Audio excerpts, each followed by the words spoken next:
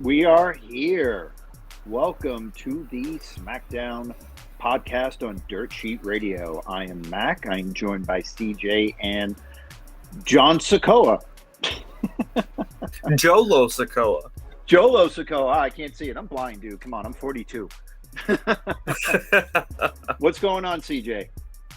Well, I'm here to call the action, or not call the action, but talk about Smackdown. It was a fantastic start to their run on the USA Network, and I'm excited to talk about it. Yeah, well, we lost John, so I'm gonna have to pull up the Smackdown results, even though I just watched it. But I've got I am alive. there he is. Well, here we go. I did a whole intro to myself that nobody heard. I wondered why nobody was talking. I was like, oh shit, I just kind of assumed John was going to run it.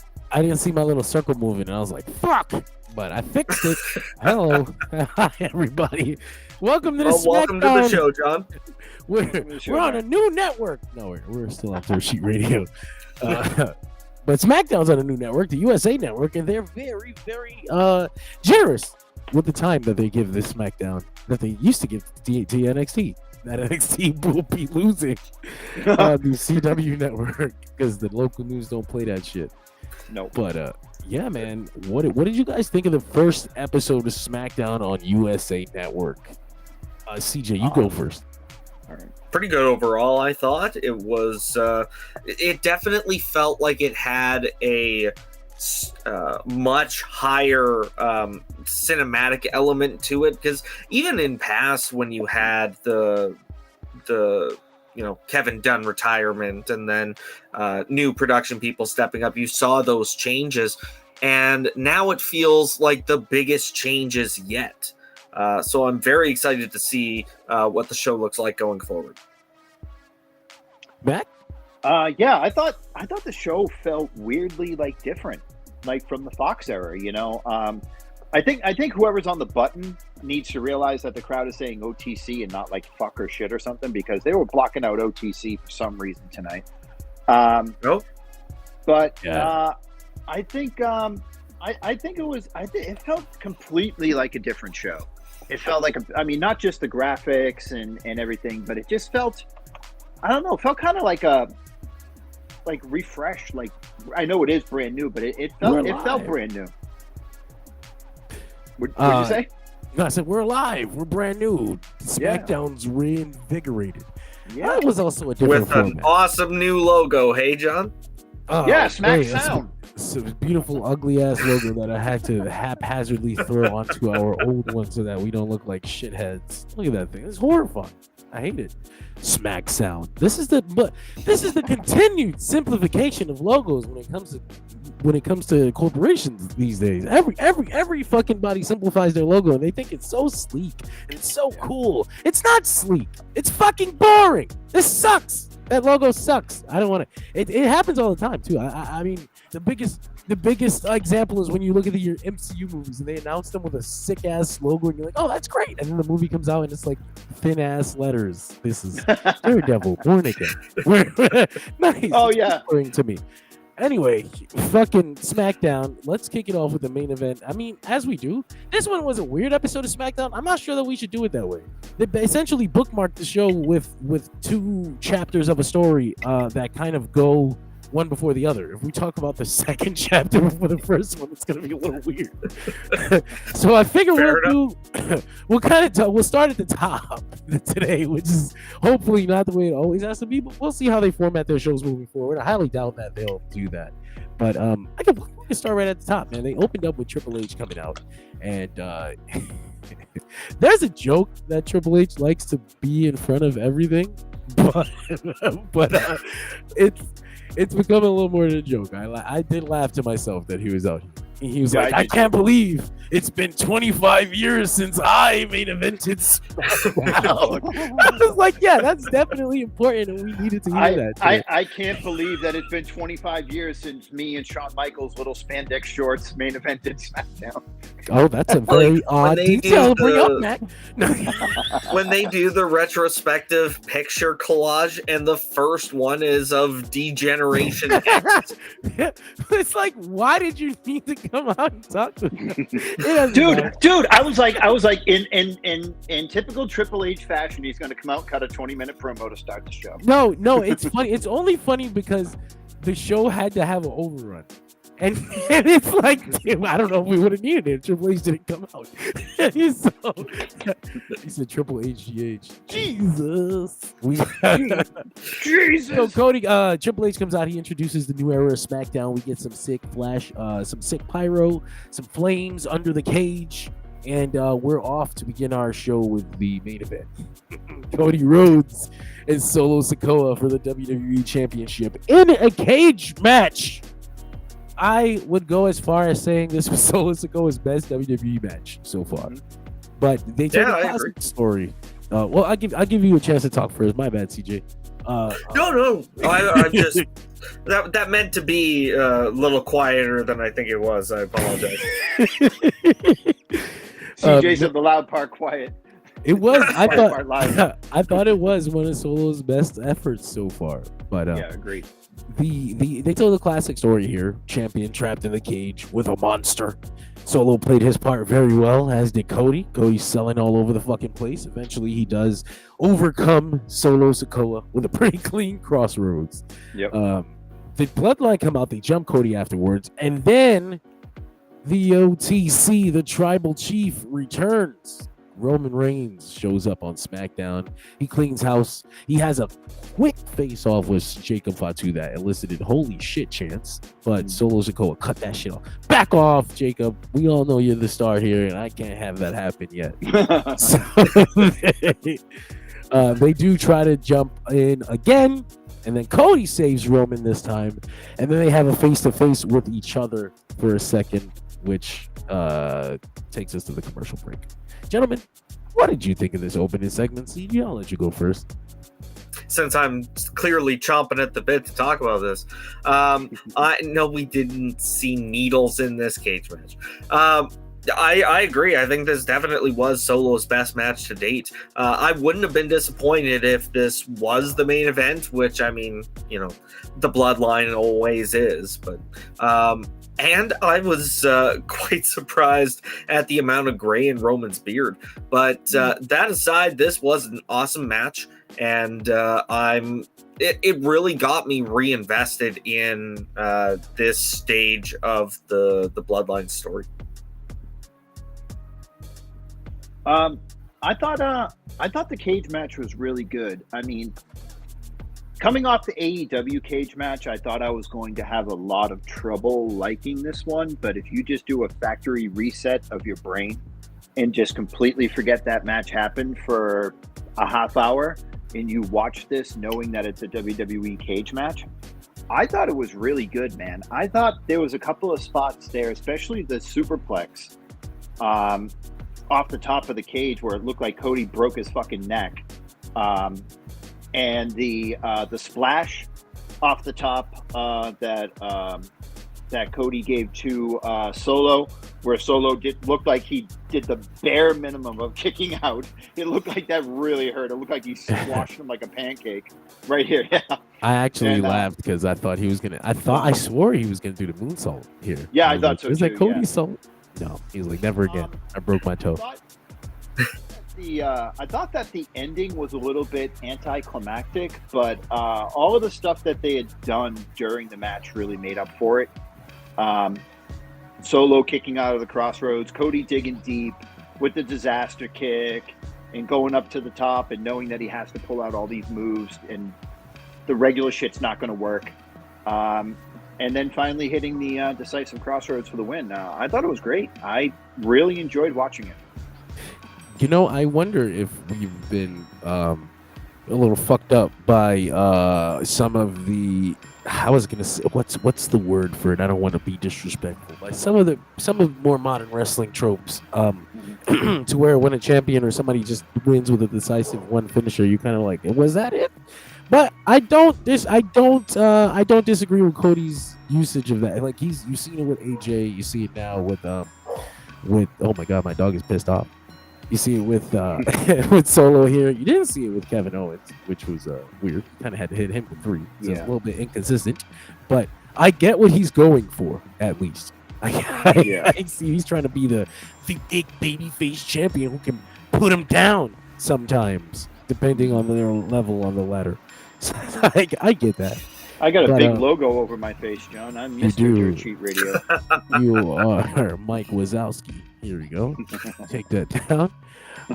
But yeah, man. So, like we said, we followed that up with Roman Reigns making his way out, and that would lead us to our second chapter of the story later on.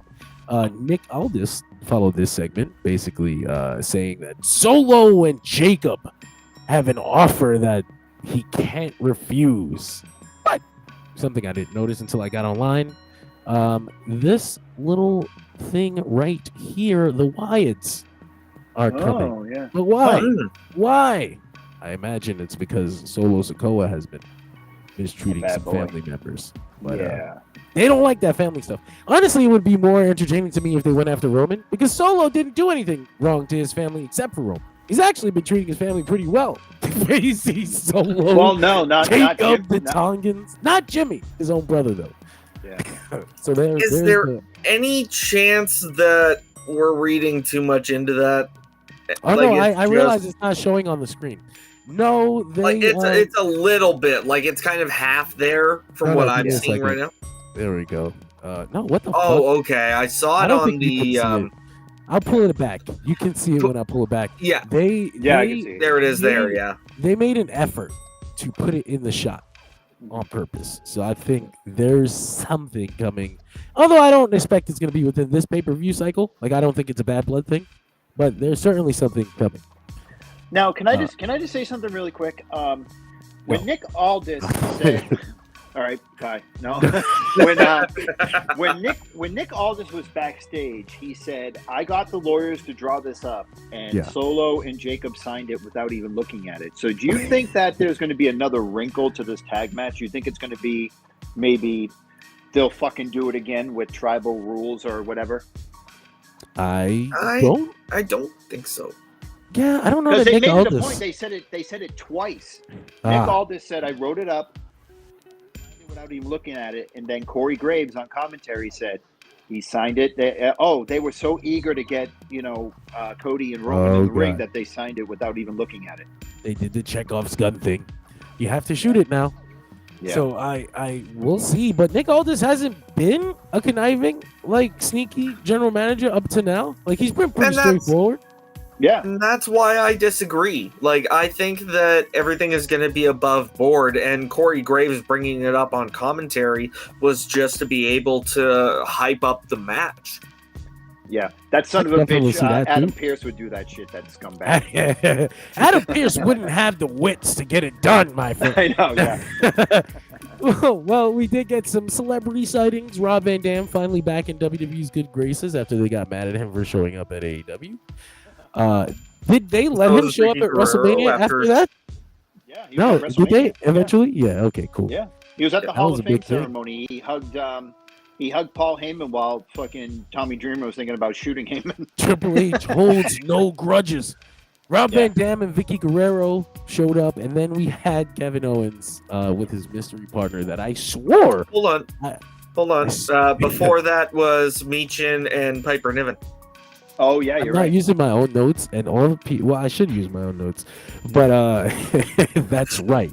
Michin defeats Piper Niven in a fairly inconsequential match, and then post match, which at first I was just surprised that Michin got the win, but I was like, should I be like? It doesn't matter at this point. They're both pretty even, Steven, when it comes to their position on the ladder, but She wins the match. She gets jumped by Chelsea. Afterwards, Chelsea hits her with an unpretty her onto the trash can. Dude, that shit looked like it sucked. It did look nasty. Michin basically stomach first onto this trash can, which isn't always pleasant. You do lose that little bit of air. Nasty. Yeah. Did you guys have any real thoughts on this match? Well, I was definitely surprised that Michin got the win as well. Nothing against her, but just to reestablish Piper Niven as someone of a credible threat. It feels like she hasn't really gotten her feet under her as well as she could lately. So I think for the good of her and Chelsea Green, she's got to start racking up some wins. I was definitely surprised that that segment ended the way it did. It felt like they were definitely angling for someone to come out and help even the odds, but it was the heel standing tall and then just kind of quick on to the next thing. So it's going to be Keith Lee. He's the only person that can stand up to Piper Niven. You know what? I don't really have much to say about the match. The unpretty her on the garbage can just sent her to hell. It looked like it hurt so goddamn bad. But man, you know, she's only getting maybe like 5, 6, maybe 7 minutes on TV a week, not including NXT. But Chelsea Green is just making so much of her time on television. Yeah. Like, she's such a great character. She's got great facials. She's got great mic skills. She's very capable in the ring. They trusted her with Julia's first match, and she gave her a pretty damn good match on NXT. I would be all for pushing Chelsea Green, especially after this unpretty her on the garbage can, as kind of like a, you know, maybe not like a legitimate threat to anybody, but maybe a goofball with a little bit of an edge, you know, kind of like hey, I lose sometimes, I win sometimes, but I'm still going to beat the shit out of you regardless. She's essentially that now, I'd say. Yeah. I mean, she's outperformed what they wanted her here for, which is, I mean, they brought her in as a total jobber, and she ended up being at least a valuable part of the show. So that's enough as it is. I mean, it definitely looks like they're at least setting her up to get a win over Meechin at some point. Which, again, it's not that big, but it's also proof that they have an idea for Chelsea moving forward. Well, they also have that. Quick second. I just wanted to address David's comment here. Okay.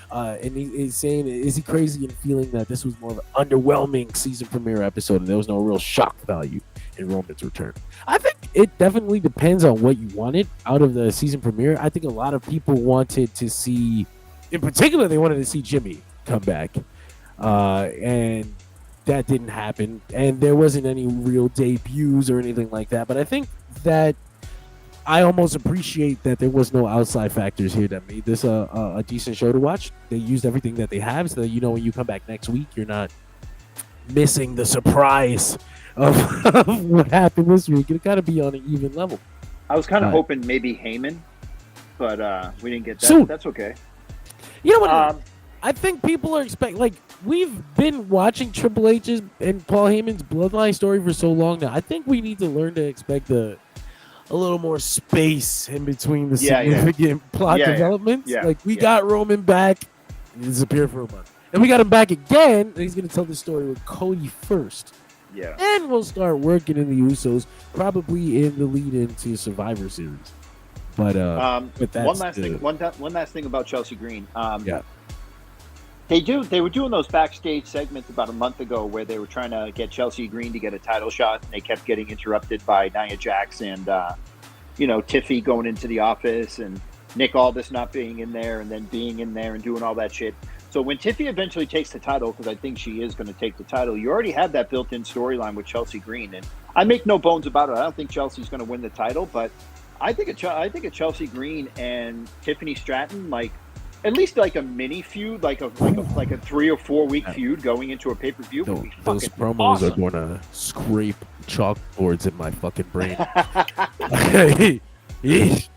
But I just think it would be good. Yeah, I'm sure it would be. Especially if because I mean, at that point you probably have to use Chelsea as a babyface. So, and it's not really hard. She's pretty sympathetic when she can be. Oh, dude, she can go back and forth. It's crazy. Yeah, it is. Mm-hmm. But we got this funny moment to open up the next mystery Smackdown, mystery partner for Kevin Owens, where his choice for partner wasn't here yet. So he brings out a dude named Ricky. Just some random local person who was backstage. It turns out looking like Eric Young, a slapped ass version of Eric Young. Michael Cole says, "Do you remember when wrestlers shaved their chests?" And I'm like, "No, they're always fucking hairy." Hey, you motherfucker! But I think Corey Graves called him George the Animal Steel's son. Yeah, But I gotta get out of that. It's Ricky Gibson of the Northeast Pro Wrestling Circuit. I hadn't seen him before, but I saw a lot of people who were fans of his home promotion, and they were very happy to see him get on TV. So that was cool. But yeah, the production lady comes out and she tells Kevin that your guy has arrived. And I thought that was funny because I'm like, did Randy come in his gear? Like, did he drive up in his gear? Because why? What? Kevin, you got to keep better track of your friends, man. The dude was clearly in the building. But yeah, or it comes out. Was, I kept thinking like, oh shit, Ricky got in his gear, got all oiled up, went out there for 10 seconds, took a stunner, money, and went home. Like, that's a good fucking payday, man. That's a pretty good payday. David says he fully expected Jimmy and Charlotte's return tonight, especially Jimmy. It's gonna be super slow burn. Hey, Bart, that's the name of the game when it comes to WWE today. Super slow burn. Mm-hmm. Did you guys see love the that meme online of Steen stunning Ricky, like going up to him, and then you hear the Cuba Gooding Jr. thing going Ricky from Boys in the Hood. Yeah, no, I thought I was like, well, that doesn't, like, Kevin continues to prove he's a dickhead. But that poor man helped you, sir. Yeah, I know. But yeah, we got actually a pretty fun match, and I was very underwhelmed. I was like, oh, this again. I feel like we've seen this a lot. Does that count as Kevin turning on his partner again? Again, I feel like it does. I swear it does. That Ricky person was very happy to help him. Yeah. But yeah, they had a really fun match. There was a particular, my favorite spot was Kevin Owens completely throwing away the hot tag trope and just running outside, dude, and running was around, so good. tagging Orton. I'm like, yes, I love this. But yeah, Randy and Kevin Owens win with a double cutter. That's not it. They did a cutter and an RKO at the same time, in which Theory hit his little cutter bump from last week. Oh, dude, he's so good at that. What did you think of this match and that segment beforehand? I'll let you go first this time, Matt. Dude, you know what? Austin Theory and Grayson Waller for a long time had go away heat with me. I just didn't think their shtick was very good. But like the past month, they've been having really fun matches with Kevin. Like, whether it was the triple threat or it was a tag or whatever was going on, like, when you see these guys come out, they're gonna have a fun match. They're such great characters. They're smarmy douchebags. They get under your skin, and you love to see them get their ass kicked, and they're really good at it. So I don't ever go oh shit, here comes Theory again. I don't do that. That's the reason why I don't want them broken up, because I think Austin Theory by himself is. Grayson Waller by himself is great because he can talk, but I think that Theory needs the Grayson Waller rub, if I could borrow, Grayson Waller's catchphrase. But yeah, as long as they're together, man, and they're doing this stuff, I'm good with it. I love to see them get their ass kicked. They're good at taking an ass kicking. CJ, what'd you think? Glad to see you're finally giving Grayson Waller his due, Mac. Yeah. It took you a while to get on that train. I know. Hey, how long did it take me to get on the NXT train? Join us down under. Even more true. Yeah, good match.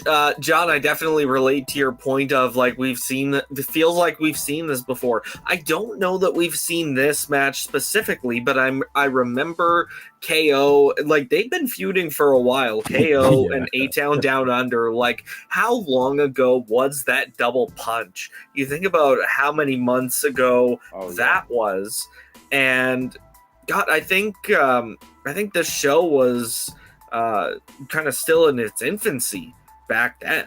That's how long it feels like. Yep. But and then Orton had his own thing with the two of them already. So it does feel like we're just treading the same water again and again.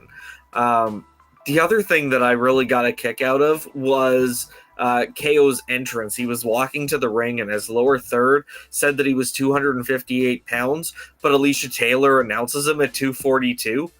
So I'm like, do they actually weigh these guys, or do they just kind of eyeball it on the day? They were calling Triple H 265 for like 5 years, and that motherfucker was like 8 different shapes within that time frame. Dude, Randy Orton walked to the ring and they went 265 pounds and he went, no, he goes, I've been eating. But they did bill him at 290 before the Gunther match. So I was like, okay, well, how did we get back here? But hey, CJ, can I ask you a question? You just did. Okay. That's it. Genie in the battle. How long ago do you think, if you could ballpark, the first interaction, one fist, one punch, two faces was? How long ago would you say that was? Gosh. I'm going to say February. It was October 28th, 2023. Well, that's from before we even started doing streams. Jesus. Dude, I'm looking at it right now. It says Kevin Owens punches Grayson Waller and Austin Theory in the face, is scolded by Nick Aldis. October 28th, 2023, WWE's YouTube page. We are, like five weeks away from the 1 year anniversary of the punch. Yep. Kevin Owens getting himself in the Grayson Waller vortex. And then WWE's TikTok put it on the next day, October 29th. So that's the actual date. It's almost been a fucking year. I wanted to point out one thing that Mac brought up, that he said Austin Theory is not good on his own. He needs to be with Grayson Waller. It has been more than long enough for that to like. That's why they put them together in the first place. That cannot continue to be a thing. That has to end. If Grayson Waller is still good on his own and Austin Theory is still not good on his own, then we need to move on. That's how long they've been together. And honestly, for what it's worth, I think Austin Theory is an incredible wrestler, and I don't even mean that just like putting matches together, like as structurized. I mean like the things he does in the ring. I think even Randy like complimented him the other day on a podcast or whatever, and I actually I'd seen a clip going around. I want to say yesterday, of a match that Austin Theory and Randy Orton had, where Orton actually fucking slipped and fell off the rope on what was supposed to be a superplex. Yeah. And Theory had the wherewithal to take the bump anyway, so that Orton looked like he was in his movement, and it was clean as fuck. It was very intelligent in ring work, and I'm just like, man, that guy needs to develop. We need to get him away from this stupid tag team shit. This is run its course, beyond run its course. But that's just where I am with the Austin Theory thing. I think that he's got something there, and I think that right now we're done. We need to get that feud going, break up with each other, feud with each other, and then put Austin Theory back in deep water so we can see if he developed anything. But if not, get the fuck out of here. You were just scrolling up a second ago, and can I just say that having a vampire on the Friday the 13th show in Michael P.S. Hayes, because that guy hasn't aged in 20 years, is he just stopped aging at 60. Yeah. No, dude, he's been 60 for 20 years. Yeah, that's what I mean. Yeah, he's just been 60 for the last 20 years. Yeah, exactly. He looks plastic though, so I will say that. Tell you what, though, his beard still looks realer than Lexus King's. Very true. Yeah, Lexus used to say he was with Rosa Mendes. Oh god! They couldn't figure out why she still had a job, so everyone used to say she was with Michael Hayes, like in a relationship. Nothing. That's all I can think about when I see him now. That stupid ass fucking rumor. And I know it wasn't true. It could have been, but fucking hell. So yeah, Orton and Kevin Owens, they win this match. We'll see what they do next with KO and Orton. I'm not really sure what, honestly.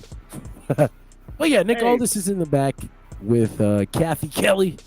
He says Jacob and Solo have challenged Roman and Cody to a tag match. Cody walks in and he's like, dog, did you watch WrestleMania? Like, I don't like that guy at all. That's none of my business. So I understand why Cody was that way. I just thought it was interesting that this ultra babyface Cody finally found his boundary. No, not that one. Well, after he hit the crossroads in the ring and he pinned Solo, he went, "I'm done. That's it. We're done." And I was like, okay, that's not true, but cool. No, you're not. Yeah, you still got a War Games match to be in, buddy. Right. So we follow that backstage segment with a promo. In the ring, Nia Jax comes out. She says she has been told, she's been informed she's going to be defending the women's championship at Bad Blood. And that brings Bayley out. She's like, she wants the title. So I'm like, so what did Nick Aldis tell Nia Jax? He was like, you're going to defend the title and find your own opponent? Like, what the fuck? Is that how they do things? Such a weird way to do things. That's a raw way of doing things, man. She walks out there. Bayley says she wants a shot at the title. Bayley tells Nia she can't beat her without Tiffany Stratton. Tiffany Stratton comes out. Nia's like, hey, we're going to jump you. And Naomi runs out for the save, except she also wants the women's championship. Nia is like, well, why don't y'all just fight? And Bayley's like, yeah, we'll do a triple threat. That's what we did last time. And Nia's like, no, why don't you? Why don't you guys team up against me and Tiffy, and then the person who pins me get a shot at the title? But if you lose, the person who gets pinned will have to leave SmackDown permanently. And my immediate thought was, well, that's a very specific stipulation. I almost I don't see it not being used. Yeah. My first thought immediately was Naomi going to Raw, because Naomi's been on SmackDown for so many years, and you want to kind of keep Bayley away from Damage Control for a while, you know. So I kind of, she has a real life. They want to leave her with her husband.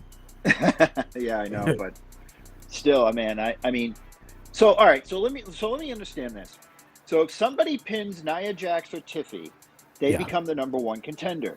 Yeah. But if Tiffy or Nia Jax pin Naomi or Bayley, whoever they pin is leaving SmackDown forever. So then what happens? Nia Jax just doesn't defend the title? That was going to be my question. Yeah. Adam Pearce is going to, or Nick Aldis is going to be like, what the fuck? I gave you a week. And then he's just going to put her against, Jade or something. Or not Jade, so whatever babyface he can find in the locker room. I imagine the leftover part, the person who doesn't get sent to Raw would be the one who challenges her somehow. Yeah, probably, yeah.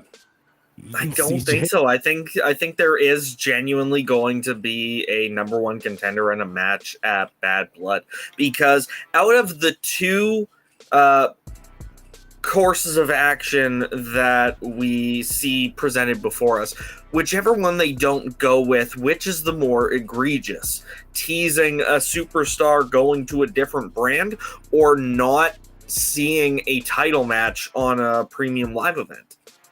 I think that ignores the idea that that happens to him. I don't have him at all. He's in a black square. I gotta get rid of him for a second. All right, back. Cool. It's still upside down. Still upside down. I was he's wearing a Captain America shirt, but he's hanging out down or upside down like Spider-Man. Nightcrawler, we'll get you back.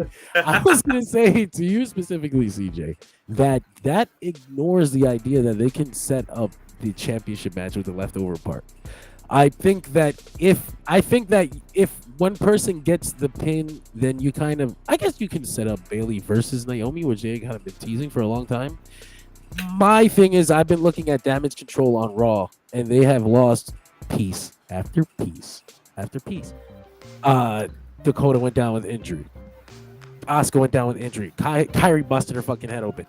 I think that Bayley's going to have to go to Raw to balance that out, whether they need to work against each other, whether they need to reunite, however you want to do that. I think if they want this Damage Control thing to continue, hey, Mac is back, then they'll need to shift that in that direction. Oh, so it's a red herring, right? But I don't think that's where they're actually headed with this. Like, that's where, the idea that they would just put the other person in. So let's say Naomi or Bayley goes to Raw and Naomi is left on SmackDown. For them to say, okay, if you win, you get the title match, but if they're just going to give the title match to Naomi anyways, then what's the point? Well, so that's kind of where that's the only thing. If this had never happened on WWE television before, then I would agree with you. But history says in this new era that I feel like logical booking is something that has to and has been taking precedence. So if they are going to go with the route of taking someone off the roster, they can't reward the losing participant with a title match, and they shouldn't. That being said, if they do, then I'm sure they'll find some way to make it work. But I also don't see Bayley reuniting with Damage Control for that same reason of long-term booking that makes logical sense. It just because they're faces doesn't mean it automatically erases all the bad blood. It's for the same reason why Cody Rhodes said no initially to signing on to this match teaming with Roman Reigns. There is such bad blood that I doubt she would want to go anywhere near them. Damn it. Just let me say this really quick, right? So WWE has done this in the past. They have put stipulations into a match, and then it just never comes to fruition because the babyface team wins.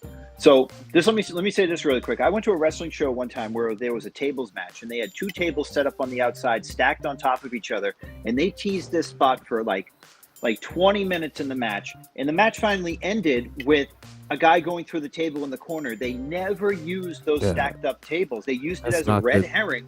So when they use, I know it's not good, but they use the table in the ring. So you're like, oh shit, they're going one way and then they go the other and you don't expect it. You know, so this could go either way, honestly. And I like that about this because Naomi has been on SmackDown since 2016. You know, she hasn't gone to Raw at all. She hasn't faced off against any of the Raw talent there, you know? I remember while we're talking now that they already set up Naomi versus Nia and these girls. They had Nia Jax and Tiffany fucking walk up to Jade and Bianca afterwards. Those are Naomi's friends. Naomi won't be alone here. She'll have her backup. But that kind of gives me another. That's another thing that makes me think Bayley's gonna get pinned. I don't know though. We don't see. I guess has Bayley gotten? I'm trying to think if she has any leftover threads. She lost the title. She got screwed by Tiffy, but she got the win on Tiffy. So she closed that. Okay, so I even just see Fightful reporting that Nia Jax will be defending the title of Bad Blood. It doesn't say anything about the stipulation in the headline. So am I misinterpreting the stipulation? Like one of them will get a match at Bad Blood either way, but the other one will be going to Raw if they lose the match. You know what? She never said that the other one wouldn't get a title. I think that's the loophole. They never banned the other one. So you figure the next week the other one will come out and get beat up or be like, well, you didn't pin me. Yeah, and Nick Aldis will be like, she's got a point. You know? You can't do that. And again, David says it definitely won't be Naomi. Well, that's for sure. It definitely won't be Naomi. For whatever happens, Naomi will stick here because once she's got Jimmy, but two, she's also attached to the WWE Women's Tag Team Champions, even though they've kept them separate for so long, which is weird. And I felt like that was a reason for that beyond just keeping them separate, or at least I hope. Well, now word for it. Just on that point too, like the women's tag champs can float to whatever brand they want anyways, so maybe it is possible that Naomi would jump to Raw. Yeah, it's the Jimmy thing. The Jimmy thing in the non-kayfabe will definitely put the chain on. Tiffany and Kaiser are on separate brands. He's not married. No. Vince is the one that Vince used to break up married couples on purpose. I think they have to work. They have to go a long way to work to make it look like the company doesn't do that anymore. You gotta convince your wrestlers that we're not in the business of doing this on purpose. Oh yeah, it's gonna be fun. It's fun that we can go either way. It's not a predictable. It's not a predictable result next week. But yeah, so we followed that up with some more celebrities. Bobby Roode, he works here. He's here every week, but now he's out in the crowd. William Regal, same thing. Did you see that? Did you see that douchebag go behind William Regal and go, "He's a man"? That was not a douchebag. That was a god. That was a hero. That was a hero. So William Regal, we had Ron Simmons, we had Teddy Long rocking. Damn. What the fuck is he wearing on his face, bro? Oh, Teddy Long is Teddy Long decided to wear for a goatee. That is sort of a goatee. Like he slapped the goatee on top of his He goatee. went to the You ever play 2K? You he play went to 2K Lexus and you King barber pile shop. up the beards so that you can make your own beard. Yeah. Lexus King's barber. Yo, dog, I heard you like beards. BW Insider reporting Motor City Machine Gun has put pen to paper. Oh, They're wow. in the WWE. Very Oh, nice. Oh yeah. Should be Yeah, fun. 41 and 42-year-old guy in NXT. Can't wait. That's Ethan Page's old ass is the fucking champion. We Ethan talk Page about sucks.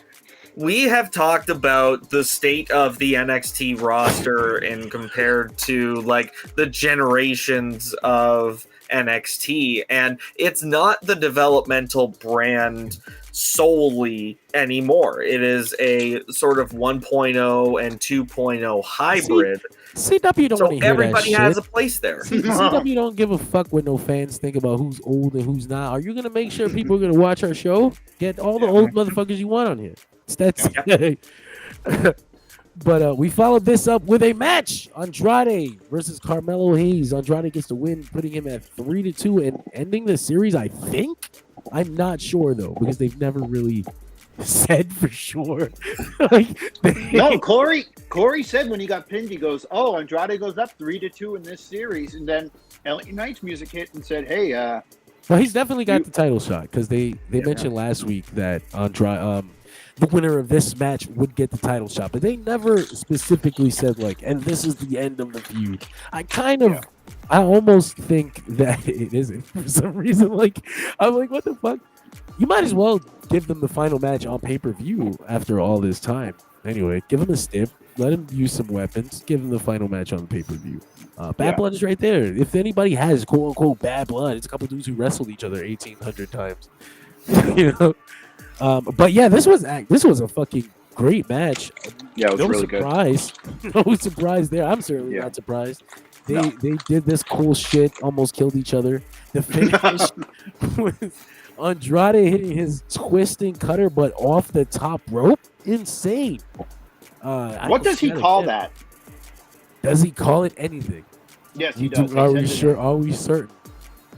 It's Dustin's. It's Dustin's move. It's the fucking. I know. The I forgot what even he calls it. But it's essentially a twisting cutter on the off the top rope. Sir, you have to be quiet. We have copyright issues. Oh, it's called the Message. That's dumb. What's it really called? What's It says. what does Goldust call it? It says Andrade debuted a new finisher in WWE, a twisting brainbuster suplex called the There Message. you go. I call it a twisting brainbuster suplex before I call it the Message. It's not saying anything to anyone. I'm not whatever. Hey, what did you think of this match, fella? CJ, let me know. I thought it was fantastic.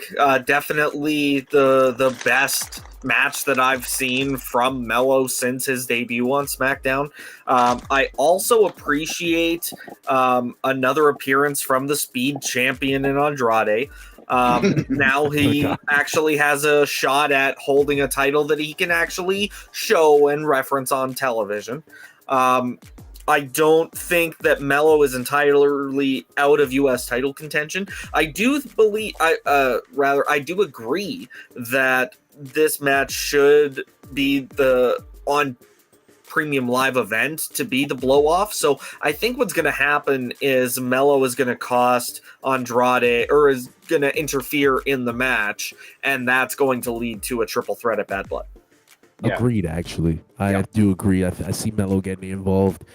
And honestly, it would be good for his character to do something like that. Just get him up on that screen for the casual fan that doesn't care about in-ring and make him do something charismatic so that people can see the Melo that we saw in NXT. Yeah, man. Mac, what did you think of this match? LA Knight? I mean, I think anytime you put these two in the ring, it's they've gotten better as they've gone along. It got an audible scream out of me tonight when I did not see the back elbow coming, and it looked like he just sent Melo just into the grave with it. It was really good. Yeah, the twisting suplex off the rope really surprised me. I didn't think he would hit that, and it felt like that was a feud ender, not a feud ender, but like, oh, we're done with this series. Like that was the cherry on top of the ice cream, you know. But yeah, I mean, I'm a fan of Mello. I've loved Mello since he was Christian Casanova in Limitless Wrestling in Maine, and all the way in NXT. And he had a rocky start on the main roster. He really did, flubbing the interview with LA Knight, and then messing up with Cody, and then getting his rhythm was kind of off. But I think this is exactly what he needed, to be in the ring with somebody like Andrade, who's a veteran, who has the experience. He's been to Japan, he's been to Mexico, and they say iron sharpens iron, man. And I think these two brought the best out of each other, and I just love. If this series is over, I loved it. I thought it was great. That's a great way to put it. Mello basically needed someone to iron himself up against, and Andrade also needed to kind of reestablish himself on the WWE roster. My thing with Andrade is that I when he was in NXT, and even when he first came to WWE, I had this vision for him. I was like, God, he's so good. They're going to do so much with him. And now, I don't believe that at all. I believe they've found a good spot for him in the middle of the fucking card, and he's never going to escalate past that. And I mean, that's not bad. It's not the worst thing. To be on TV every week, you still get paid, you're still wrestling. It's just, I sometimes wonder if it's wasted. I don't know about potential, and if it is wasted potential, who wasted it? Because I'm not going to put all the blame on the companies. We'll see. Maybe right time, right opportunity. Could be 2, 3, 4, 5, 6 years down the line. Jesus but as long Christ. as he's consistent, then that moment may come. He's getting the Kofi win. I know it doesn't help it doesn't help that he's a smaller guy, but I think that if he hangs in there, it's kind of along the same lines of not necessarily Kofi Kingston, but Sami Zayn. He is one of the top talents in the company right now because of the quality of his matches and just the uniqueness of his character. And if Carmelo Hayes can tap into that, then he may just find enough success to have a run with the world title one day. I think Hayes has got a lot bigger upside right now than Andrade, unfortunately, but that's just an age thing. It just is what it is. The body is going to give out, or his body's going to give out earlier than the other ones if all things happen naturally. But Andrade seems like that guy that could just give anybody a quality match if he's given the right circumstance. Like, say if one day Cody came out and said, "Hey, I'm having an open challenge," and Andrade came out, they already had that history from AEW. They could have a great match. I'm under no reason that Andrade would ever in a million years win that match, but I mean they could have a great match. Same thing with Mello. That's basically where I see him. Like, that's exactly where I see he would never win that match with Cody, and that's why he would never win it. But that kind of kills me. Because at one point I did think like he could have made it to that spot, and then it didn't work in WWE, and then I thought, well, maybe in AEW, and then it didn't work in AEW, so he's back in WWE, and I'm like, well, you know what? I think they just found his spot. I don't see it moving faster than this. But Andre asks, do we ever see WWE going back to the bigger sets for weekly television? Let me explain something to Andre that we don't really talk about a lot here. TKO was desperately looking to recoup some money. Okay, WWE's hot, right? WWE's very hot right now. Sold out 38 sold out shows. They don't put a fucking dent in what fuck TKO is dealing with. So they cut back on production. They cut back on the stage so that they don't have to pay as many production people to come to the show. Because if you remember when they first announced it, they were like, oh, because we're selling out the crowds. But then if you notice as the weeks go on, it's like, well, that stage looks fairly the same size to the big one that you had. It just doesn't have as much frills. They saw that it was because it was a budget cut. So I don't see WWE going back to bigger sets for weekly television, only because they don't matter. Their shows have been on fire. Everyone's been really loving their shows with the one little strip, And if they don't have to pay thousands and thousands of dollars to set it up, then it's going to be a place where they save money. Especially since the pay-per-views, or the big 4 pay-per-views, sometime, or at least just WrestleMania, gets a big stage. You'll just be waiting for once a year. But you know what? It is what it is. The show quality is still there. I don't know. Maybe you guys think it's coming back. No, I mean, I think that they saw that 2020, I think it was 2023 Money in the Bank set was that in London 2023 or was that this year? That was last year. 24 was Toronto. Okay, yeah. So they saw that stage.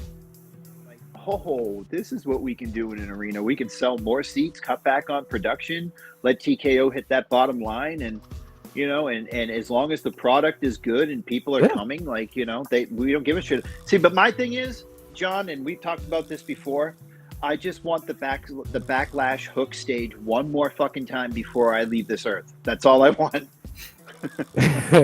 Well, we I don't know. We had an opportunity to do it and they didn't. I don't know the world to get it back. Tyler says USA Network is beefing with a content creator right now on their live. Oh no. I know that USA Network sent out packages to content creators to promote Raw and WWE Week, and I know specifically the dude Hanging My, he's really cool on Twitter.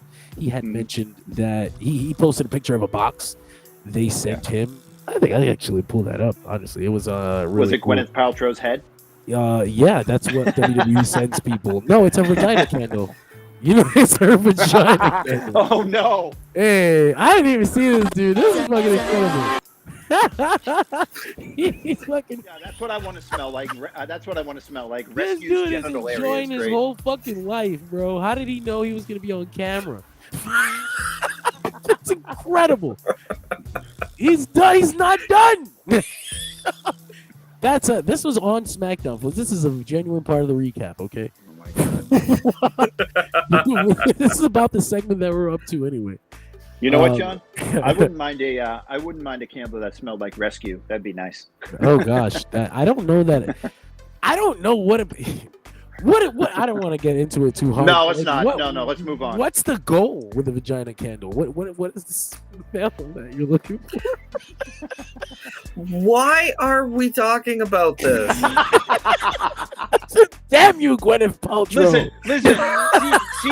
CJ's Canadian. He's more reserved. They don't talk about this shit. Well, she sold it to them too, I think. You can buy it. Okay, like I get that you're talking about Gwyneth Paltrow's vagina candle, and I was actually just watching a video the other day. Shout out Dr. Jordan Breeding on YouTube, where he referenced the fact that was a joke. Like, she had gone and talked about how the candles don't smell like her vagina. So I reiterate, that's a ripoff. What the fuck are we talking about? So you buy this candle and it doesn't smell like Gwyneth Paltrow, and now you've been ripped off. There's no win. Yeah. But yeah, getting back to SmackDown. How does that relate to SmackDown?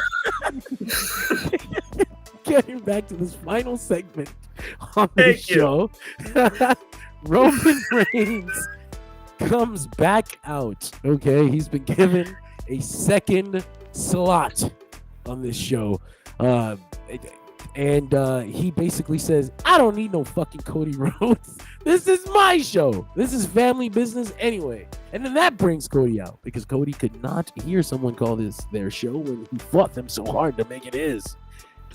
So he comes on out. He looks Roman and he's like, "Yeah, this was your show before WrestleMania."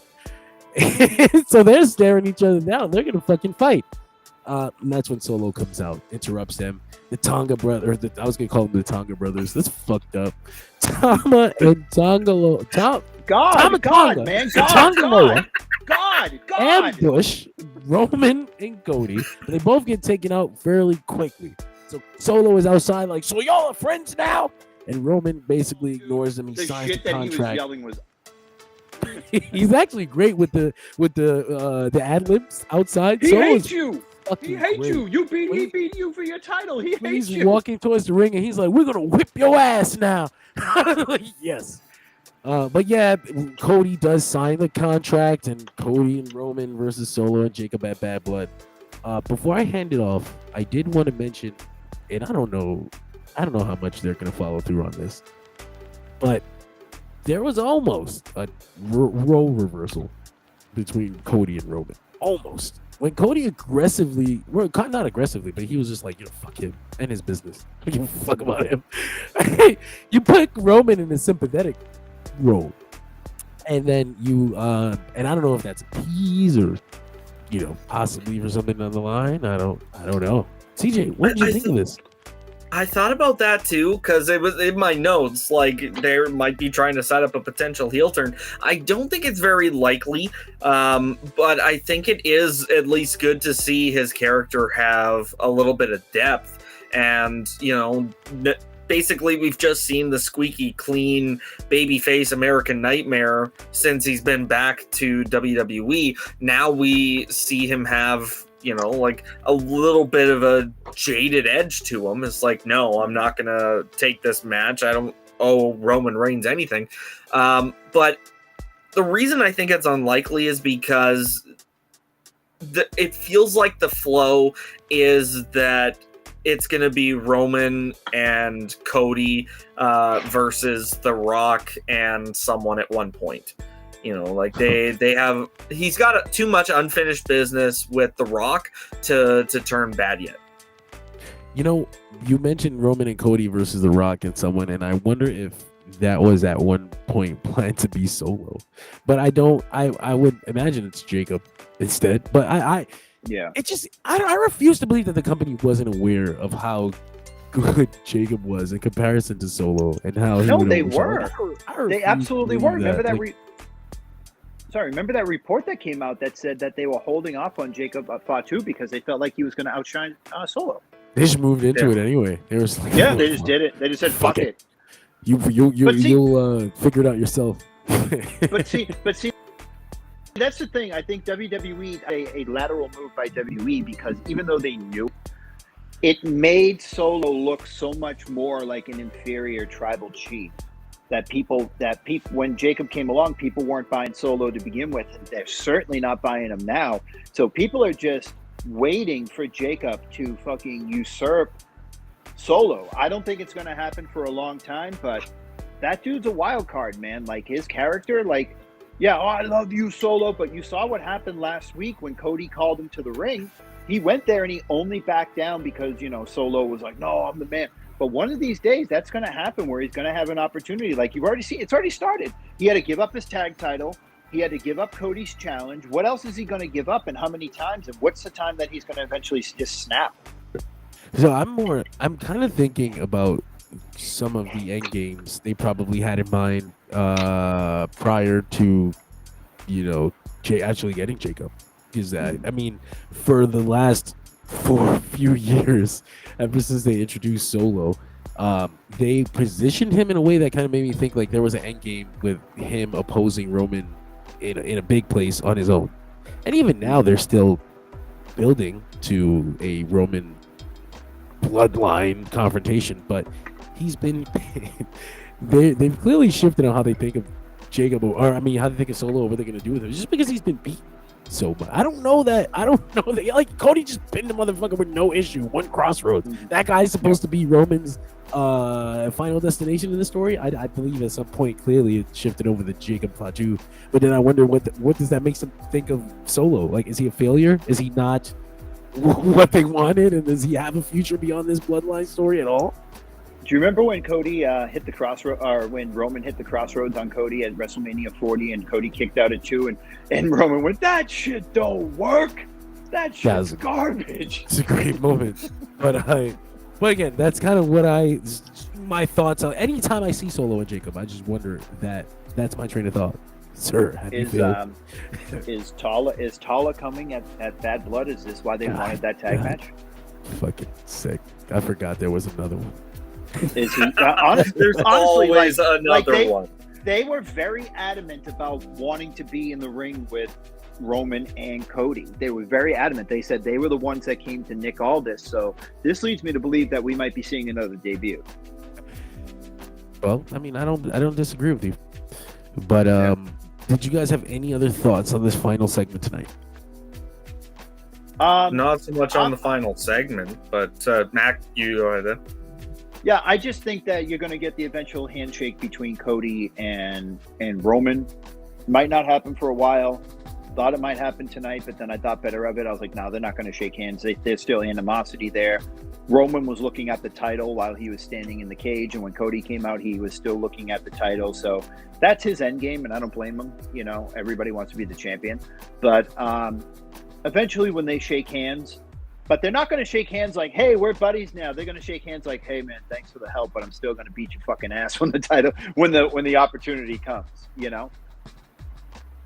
I agree. I made the mistake of Googling vagina candle, and unfortunately, I didn't get the results that I thought I would. Yeah, So- I'm glad you didn't do it on the screen that is screen shared right now. Oh my god. No, actually, this has nothing to do with wrestling. This was something that I accidentally commented on. It ended up getting too much attention, so now it's flooded my mentions. The girl says Jason Momoa was rude to a guy, but then she says that means it was a bad working environment. I was like, you just took one moment of frustration and called it a bad working environment. I feel like we need more context. And then I ended up opening a whole floodgate by accident. So that'll bring us to our final two segments of the night. Our favorite little segments here where we get to judge people horribly. No, it's fine. We've got our Chopper of the Night. Yes, with new logos. I hate them. Anyway, Chopper of the Night. Mac, I'll let you go first. Who was your Job of the Night? Powered by comicbookclick.com. So I was going to initially go with Ricky, but he probably made more money tonight than he would have like working a year with TNA. So I'm not going to Ricky trending, by the way. But I'm not going to be my megastar. Yeah, he made more money. He made more money tonight than probably a lower tier guy on Impact or whatever. But I'm gonna go with Solo, man. Like this guy just keeps losing and losing and losing, and then asking for more matches and it's like, dude, after we've seen you lose like 10 times, like who the fuck wants to see you in another match with Cody? You're just gonna get your ass kicked again, and we know what's going to happen. You're going to lose, and then someone's going to debut, or you're going to lose, and the Bloodline's going to beat it down. It's just, I'm not saying that the storyline's getting tiring because I am enjoying Roman's repetitive, but it is getting a little repetitive. Like Solo loses, he gets beat down. So they beat the person down. Solo wins, they beat the person down. Roman comes out. Roman either gets beat down or beats down the Bloodline. Like, I get it, man. They want to stretch this thing out as long as possible. It's a moneymaker, but like, it's a writing problem. You got to come up with better shit, man. You know, and I feel like they are. I feel like they are now incorporating Cody. But Cody's just tired of this shit, man. Like he's being drug into this thing, and he's and it shows. He's just like, yeah, I'm done. And then he was just like, all right, fuck it, we got to get rid of these guys. All right. It's his I'm gonna go. babyface nature. He can't help himself. He has to help someone. This is what all baby faces struggle with, unfortunately. Solo, he sucks. CJ. Do you guys remember what his loss streak was before he snapped it? 0-34. Oh, I think it was longer than that. Is it more? I don't think it was more. We're not counting house show matches. That's fucking bullshit. No, this one's everybody loses at house shows. Because I mean, like, what? That was France Backlash that he would have. I think he beat John Cena, and then he went like winless for the next like 8 months or something like that. Yeah, something like that. And I mean, like, as far as singles matches, he's only won one since then. Like, he beat Kevin Owens on TV back in June. Every other win he's had since then was the Bloodline one.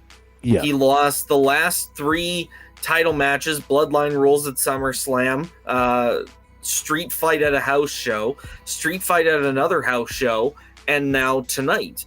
So what are we doing with him? He was 0-41. I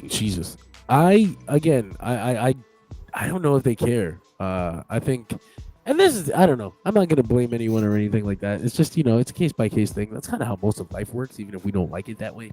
But for the Solo thing, 40 and fucking getting title shot after title shot after title shot, sometimes people are okay with it. Other times they raise hell about it. They seem to not care when Solo gets a title shot. I mean, maybe it's because he's a bad guy anyway.